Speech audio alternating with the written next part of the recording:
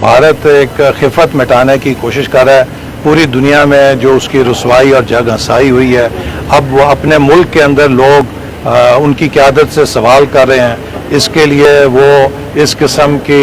बड़कें लगा रहे हैं और उन्हें बखूबी इल्म हो चुका है कि अगर किसी ने पाकिस्तान पर मैली निगाह डाली तो उसको पहले से ज़्यादा शिद्दत से जवाब दिया जाएगा। इस वक्त पाकिस्तान को अल्लाह ताला के फजल करम से मार्का हक के बाद दुनिया में पजीराई मिली है, जिससे भारत हसद